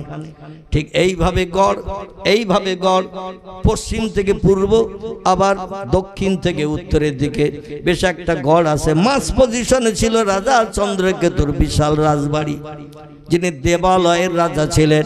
বেড়া চাপার সাইনবোর্ডে দেখবেন মাঝে মাঝে সাইনবোর্ডে হিন্দু ভাইরা লিখে রেখেছে দেবালয়, আর মুসলমানেরা লিখে রেখেছে বেড়া চাপা। মুসলমানেরা দেবালয় লিখিনি, কারণ দেবালয়ের বাংলা অর্থ হলো দেবতাদের আলয়। ওইখানে ছিল রাজা চন্দ্রকেতুর প্রতিমার ঘর। এখনো গেলে দেখতে পাবেন বেড়াচাপা চৌমাথা থেকে বদরের দিকে যেতে 1 রশি গেলেই দেখবেন পশ্চিম দিকে একটা উঁচু ঢিবি দেখতে পাবেন। আছে তো আলহামদুলিল্লাহ। এই উঁচু ঢিবি এতটা চওড়া করে দেওয়াল। হ্যাঁ, এখন সরকার গ্রিল দিয়ে ঘিরে রেখেছে, কারণ এখানে খনন কার্য হয়েছিল বেশ কিছুদিন আগে। কারণ রাজা চন্দ্রকেতুর বাড়ি ধ্বংস করেছিলেন শাহ সুবি আব্বাস আলী ওরফে গোরাচাঁদ রহমতুল্লাহের বদদোয়ার কারণে। এই জন্য দেবালয়ের মন্দিরে সোনাদানা আছে, রাজা চন্দ্রকেতুর বাড়িতেও সোনাদানা থাকা সম্ভব। একটা রাজা বাদশাহ যিনি, তার বাড়িতে দামি সম্পদ থাকা সম্ভব। এই জন্য খনন কার্য করেছিলেন, কিন্তু তেমন কিছু মাল পায়নি। ভবিষ্যতে আবার কেউ যাতে খনন করে দামি মাল বার করতে না পারে, তাই লোহার ব্যারিকেড দিয়ে বেড়া দেওয়া রয়েছে। পর্যটকরা এসে ঘুরে ফিরে দেখতে পারে, মাটিতে হাত দিতে পারবে না, মাটি করতে পারবে। এই রাজা চন্দ্রকেতুর বাড়ি ছিল ওই গড়ের মাঝখানে। এইভাবে উত্তর থেকে দক্ষিণে যাওয়া, দক্ষিণ থেকে পশ্চিমে যাওয়া লম্বা গড়, প্রায় এধার আর এধার ধরলে প্রায় 1 কিলোমিটারের বেশি ছাড়া কম হবে না। এরই মাঝখানে ছিল 2 কোণের মাঝখানে, ঠিক এই রকম 2 কোণের মাঝখানে ছিল বাড়ি। আমার ভাইরা, বিশাল রাজবাড়ি ছিল। এই রাজবাড়ির চতুর্দিকে লোহার ব্যারিকেডের গ্রিল দিয়ে বেড়া দেওয়া ছিল। তখন ইট দিয়ে বেড়া দিত না, আছে মোটা মোটা লোহার গড়াদের গ্রিল দিয়ে বেড়া দেওয়া ছিল। শাহ সুবি আব্বাস আলী ওরফে রহমতুল্লাহ, ইনি ইয়ামান দেশের মানুষ ছিলেন। কি দেশ বললাম? ইয়ামান। ইনি এসেছিলেন পূর্ব বাংলার সিলেটে। কবরস্থ হয়ে আছেন 2 জন ব্যক্তি। আমি অধম, আল্লাহ আমার চোখে দেখিয়েছেন। আমি গতকালও বাংলাদেশ থেকে বাড়ি আসছি, প্রোগ্রাম ছিল কপিলমুনি বলে একটি জায়গা, থানাটির নাম হলো তালা থানা। সেখানে প্রোগ্রাম করলাম। কম বেশি প্রায় 50,000-এর কাছাকাছি লোক ছিল। আর আমাদের দেশে ঘরের পাশে জলসা হলেও লোক পাওয়া যায় না। আসলে ধর্ম থেকে আমরা অনেকটা দূরে চলে গেছি। আল্লাহ পাক এই জন্য আসমানি গজব তসবির দানার ন্যায় আমাদের উপরে এখন নিক্ষেপ করতে শুরু করেছে। রসুল বলছেন, হাল্লা বেহাল বালা, মানুষ আমার উম্মতরা যেদিন মুয়াজ্জিনের আজানে কান দেবে না, মসজিদে জামাতে শরীক হবে না, রমজানের রোজা রাখবে না, সকাল সন্ধ্যা কোরআন তেলাওয়াত করবে না, রাস্তাঘাটে চলতে যে আল্লাহর নামে জপ জিকির সুবহানাল্লাহ আলহামদুলিল্লাহ লা ইলাহা ইল্লাল্লাহ পড়বে না, হাল্লা বেহাল বালা। একটা তসবির দানা বলেন, তসবি 100 দানা থাকে না তসবিতে? আচ্ছা, একদিকে যদি একটা সুতো কেটে আর একটা মুখ উঁচু করে ধরা হয়, ও দানাগুলো সব সুতোয় থাকবে তো নাকি? একটা মাথা উঁচু করে ধরেছেন, আর একটা মাথা সুতো কেটে তলায় ঝুলিয়ে দিয়েছেন, দানাগুলো থাকবে তো ওতে সুতায়? এই দানাগুলো যেমন টপ টপ করে পড়ে যাবে, রসুল বলছেন ওই রকম আল্লাহর আসমানি গজব আমার উম্মতের উপরে নিক্ষিপ্ত হবে। তার কারণ হলো পয়গম্বর 1450 বছর আগে তত্ত্ব দিয়েছেন। কথাটা না বলেও পাচ্ছি না, এসে গেল তাই। তারপরে নিয়ে যাও, আমি যেখান থেকে সেরে এসেছি ওই বেড়া চাপা, মনে আছে তো? হ্যাঁ, ওখানে নিয়ে যাব। নবী বলছেন ওয়ান সাবিনাতা ক্বালা সামিতু রাসূলুল্লাহ সাল্লাল্লাহু আলাইহি ওয়াসাল্লাম ইয়াকুলু খিলাফাতা সালাসুনা সানাতান সুম্মা ইয়াকুনু মুলকান ওয়ামসিক খিলাফাতা আবি বকরিন সানাতাইনে ওমর আশারাতা ওসমান ইসনাতা আশারাতা ওয়ালিয়ান সিত্তাতা রাওয়াহু আবু দাউদ ওয়া তিরমিজি। ইমাম আবু ঈসা তিরমিজি রাহমাতুল্লাহ আলাইহি, ইমাম আবু দাউদ রাহমাতুল্লাহ আলাইহি দুইজন একই হাদিস ওনাদের কিতাবে লিপিবদ্ধ করেছেন। হাদিসটা পাকা না নরম, হাদিসটা কাঁচা না পাকা? দুই হাদিসের কিতাবে একই হাদিস লেখা। এই হাদিসটা হলো পাকা হাদিস, কড়া হাদিস। এ নিয়ে কেউ শকসভা সন্দেহ করতে পারবে না, কারণ দুটি কিতাবে লেখা। নবী পাক সাল্লাল্লাহু আলাইহি ওয়াসাল্লাম হায়াতে জিন্দেগিতে মসজিদে নববীতে বসে একদিন মেহরাবে বসে নামাজ অন্তে খুতবা দিচ্ছেন। আজকের যেমন এই রাস্তার উপরে দোকানের সামনে জলসা হচ্ছে, আল্লাহ নবী প্রতিদিন মসজিদে নববীতে ইমামতি করে 5 ওয়াক্ত নামাজ পড়িয়েছেন একটানা 10 বছর। ক বছর? একটানা 10 বছর নবী মসজিদে নববীতে ইমাম হয়ে নামাজ পড়িয়েছেন। নবীজির জীবনে টোটাল জীবনে 17 ওয়াক্ত নামাজ তিনি জামাতে আদায় করতে পারেননি। কত ওয়াক্ত বললাম? 17 ওয়াক্ত নামাজ নবী জামাতে আদায় করতে পারেননি। তার কারণ হলো তিনি মৃত্যুর শয্যায় শায়িত হলেন যখন মাইশাতুল হুমায়রার ঘরে। মাঝে মাঝে রোগ যন্ত্রণায় আল্লাহর পয়গম্বর বেহুশ হয়ে যাচ্ছিলেন। বেহুশ যখন হয়ে যাচ্ছিলেন 1 ঘন্টা 2 ঘন্টা 3 ঘন্টা 4 ঘন্টা পর্যন্ত রাসূল বেহুশ হয়ে পড়েছিলেন মাইশার ঘরে। জোরে বলুন একটু নাউজুবিল্লাহ। আল্লাহ নবী বলছেন ইজা জা সাকারাতুল মাউত হাক্কুন, ও পৃথিবীর উম্মতি মুহাম্মাদি তোমরা শোনো, মৃত্যুর যন্ত্রণা মৃত্যুর কষ্ট হলো সত্য। কারণ আল্লাহ যদি মৃত্যুর কষ্ট কাউকে না দিতে চাইতেন তাহলে আমি মুহাম্মদ রাসূলুল্লাহ আমার মরণের সময় আমার মৃত্যু কষ্ট দিতেন না। কারণ আল্লাহর যত কিছু কাজ, কোরআন হলো অচলমান। কোরআন যেখানে রাখবেন সেখানে থাকবে। কোরআন হেঁটে কোনোদিন কোথাও যায়? কথা বলে?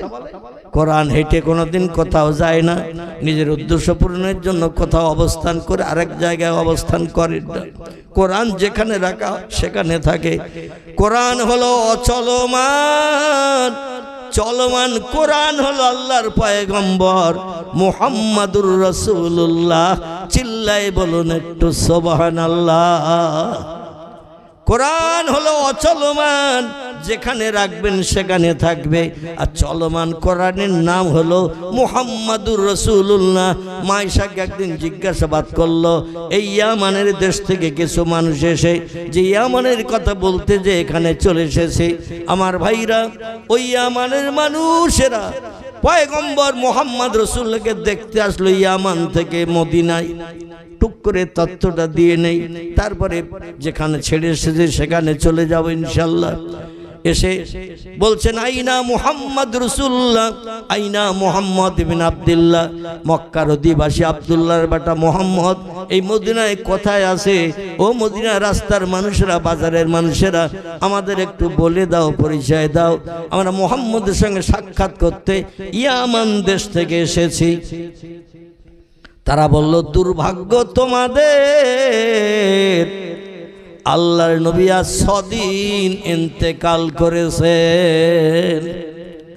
আজ যাই কাল যাই, আজ যাই কাল যাই, এই করে তারা সময় ঠেলতে ঠেলতে ঠেলতে ঠেলতে এমন এক সময় এসেছে মদিনায়, নবী তখন কবরস্থ হয়েছেন 3 দিন। কদিন বললাম? 3 দিন। নবী মারা গেছেন তাহলে কদিন? 6 দিন। রসুল সোমবারে মারা গেছেন, বুধবারে সন্ধ্যায় কিংবা সন্ধ্যার আগে রসুলকে কবরস্থ করা হয়েছে। মানে সোম গেল, মঙ্গল গেল, বুধ, এরপরে আর 3 দিন গেল, তাহলে 3 আর 3 6। এই 6 দিনের মাথায় এসেছে ইয়ামানের 5-7 জন তৌরিত পড়া লোক, জব্বুর পড়া লোক, ইঞ্জিল পড়া লোক, সাহিত্য রচনা করা লোক, কবিতা লেখা লোক, উচ্চ শিক্ষিত মানুষ এসেছে। মুহাম্মদ নামের একজন ব্যক্তি, সে মদিনার দেশে নতুন ধর্ম প্রচার করছে। ধর্মটির নাম হল ইসলাম। ইসলাম ধর্মের মানুষেরা নাকি মদিনায় খুব সুখী, মদিনায় খুব খুশি, সংসার জীবনে তারা খুব সন্তুষ্ট এবং পরকালের চিন্তা ভাবনায় তারা বিভোর। আল্লাহর রহমত তাদের উপরে দৈনন্দিন বর্ষিত হয়। মুহাম্মদ কেমন লোক একটু দেখব, তার মুখে ইসলাম সম্পর্কে একটু জানবো, তারপরে প্রয়োজন হলে আমরা ইহুদি আর থাকবো না, খ্রিস্টান আর থাকবো না, আমরা কলেমা পড়ে মুসলমান হয়ে আমার দেশে আবার ফিরে আসবো। জোরে বলা যাবে না একটু সুবহানাল্লাহ? কলেমা পড়বে বলেছে, এতে সুবহানাল্লাহ আমাদের বলা কর্তব্য আছে কি না? আছে। এসে খবর শুনছেন মুহাম্মদ রাসূলুল্লাহ 3 দিন কবরস্থ হয়েছেন, ইন্তেকাল করেছেন 6 দিন আগে। 3 দিনের মাথায় সন্ধ্যার সময় কিংবা আসরের নামাজ বাদ আবার কোন বর্ণনাকারী সিরাতুন নবী, সিরাতে হালাবিয়া, আসাহুস সিয়ার, সিরাতে ইবনে হিশাম, বিশ্ববিখ্যাত বিশ্ব নবীর জীবনী গ্রন্থে লেখকেরা 2 রকম মন্তব্য করেছেন। কেউ বলেছেন মাগরিবের আগে, কেউ বলেছেন মাগরিবের পর। যাই হোক, এই মাগরিবের সময় কিংবা মাগরিবের আগে পয়গম্বরকে কবরস্থ করা হয়েছে। 3 দিন হয়ে গেছে। ওদের বলা হলো আমাদের প্রাণের নবী মা আয়েশাতুল হুমায়রার স্বামী আল্লাহর নবীকার দেখার সুযোগ হবে না। 3 দিন আগে যদি আসতে মরা চেহারাটাও দেখার সুযোগ পেতে, কিন্তু তোমরা 6 দিন আগে যদি আসতে বাস্তব নবীকে চোখে দেখার সুযোগ পেতেন, যিনি ছিলেন তাম পৃথিবীতে বিশ্ব সুন্দর। কি সুন্দর! বিশ্ব নবীর চেহারা থেকে আল্লাহ বিশ্ব সুন্দর করে পৃথিবীতে পাঠিয়েছিলেন। পৃথিবীতে 2 জন পুরুষ বিশ্ব সুন্দর হয়েছেন। একজন পুরুষের নাম ইয়াকুব নবীর বেটা, ছোট ছেলে, আমার ভাইয়ের 11 নম্বরের ছেলে, নাম হলো তার ইউসুফ। আর একজন হলেন বিশ্ব সুন্দর, তিনি হলেন আব্দুল্লাহর বেটা, মামিনার উদরের নয়নের মণি, নাম হলো তার মুহাম্মাদুর রাসূলুল্লাহ। বিশ্ব সুন্দর চেহারাটা দেখার সুযোগ পেতে আমাদের প্রত্যেকের নাকের মাঝখানে এই জায়গাটা ফাঁকা না কালো ভুরু দিয়ে জোড়া? নাকের মাঝখানটা এই জায়গাটা প্রত্যেকটি ব্যক্তির, নারী হোক বা পুরুষ হোক, সকলের নাকের এই মাঝখানটা হলো ফাঁকা। আল্লাহ নবীর ভুরুটা ছিল কাস্তের মতো জোড়া।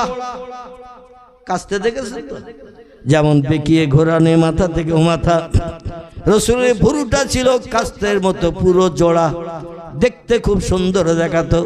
রাসূলের ঠোঁট দুটো ছিল লালি মার্কা, গালের দাঁতগুলো ছিল মুক্তার দানার নাই, দুধের নাই সাদা ঝলকানি।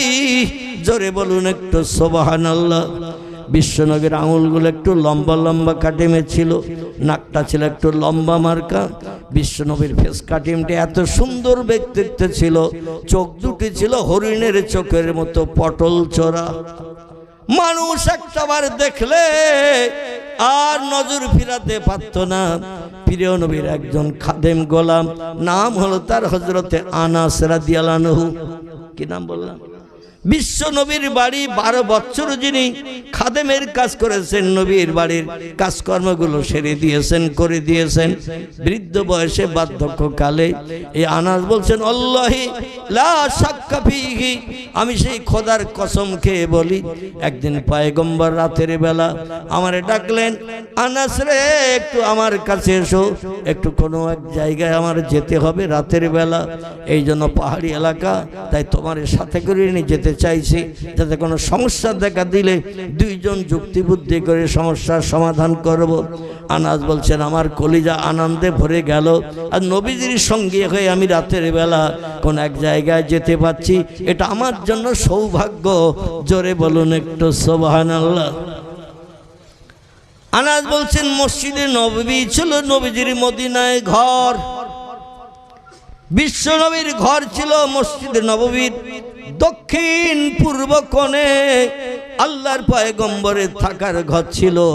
এই ঘরটা ছিল না প্রাণ প্রিয়া বিবি উম্মুল মুমিনিন হযরত মাইশাতুল হুমায়রা আবু বকর সিদ্দিকের কন্যা মাইশার ঘর।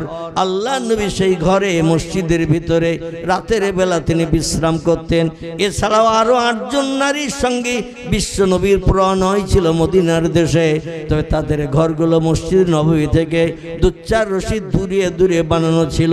বিবিদের ঘরগুলো এমন বানানো ছিল, একটু গাড়িটা ছেড়ে দেন কারণ হড়হড় করতেছে, কথা বলতে অসুবিধা, আপনাদের শুনতে অসুবিধা, একটু গাড়িটা পাস করে যাওয়ার সুযোগ করে দিয়ে দেন।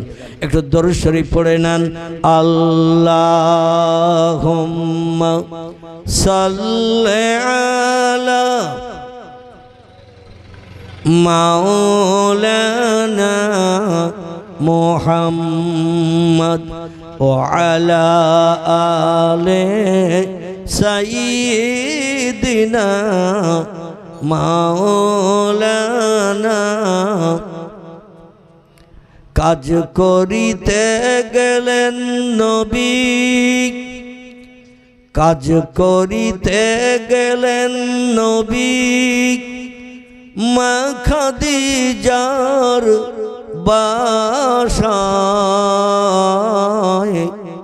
রসুল প্রেমে মুগ্ধা হলেন, পরকালের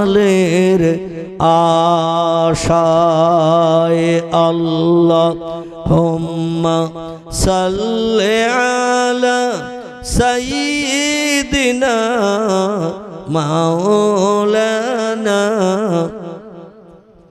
ওয়া আলা আলি সাইয়্যিদিনা মাওলানা মুহাম্মদ। আসলে নবীকে আমরা স্বপ্ন যোগে দেখতে চাই না। কত স্বপ্ন দেখলে কলিজা ঠান্ডা হয়, নবীর দেখে কি লাভ হবে ভাই, এই চিন্তা আমরা নবীর স্বপ্ন দেখার, পরকালে আমরা নবীরে নিয়ে আল্লাহর জান্নাতে যাব, এই চিন্তা ভাবনা আমাদের মগজে নাই। ওটা যেদিন স্টেজে বসবো সেদিন বলে দেবেন, আমি ওই নিয়ে শুরু করবো। এখন যেটা বলছি সেটা শোনেন, সময় সুযোগ শেষে থাকলে বলে দেব।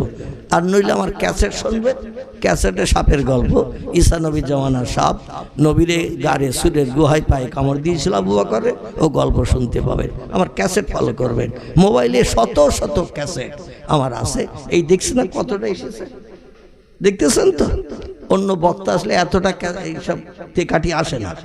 আমি যেখানে যাই এরা সব পাগলের মতো ছুটে যায়, কোথায় বজবজ, কোথায় সে কাকদি, কোথায় হাওড়া জেলার বড়গাছিয়া, এরা খবর পেলেই ছুটে যায়। কোথায় নদিয়া মুর্শিদাবাদ, ওরা কিছু মনে করে না। আপনারা বাড়ির পাশ থেকে আসতে তাই ভয় পাচ্ছেন, আর এরা 50, 60, 100 কিলোমিটার দূরে মোটর সাইকেল হু করে কোথায় সেই দাঁতপুর বর্ধমান জেলার শুরু, সেখানে চলে যায় এরা ওয়াজ শুনতে। যাই এদের মোবাইলে সার্চ করবে, আপনাদের মোবাইল থাকে ওদের কাছ থেকে তুলে নেবেন, সাপের গল্প শুনতে পারবেন। আমি যেটা বলছি সেটা শুনুন, কি অসুবিধা হচ্ছে আপনাদের? আর যদি শেষে সময় পাই আপনার কলিজা ঠান্ডা করবে ইনশাল্লাহ। তো অতদূর আজকে যাওয়া সম্ভব হবে এটা বলে মনে হচ্ছে না, কারণ ডালপালা অনেক বেরিয়ে গেছে। ঠিক বললাম, ডালপালা বেরিয়ে গেছে অনেক, এই জন্য এই ডালপালাগুলো সব গটিয়ে আনতে আমার কতটা সময় লাগবে বুঝতে পারছি না। আমার ভাইরা, যেটা আমি আপনাদের কাছে বলতে চাই,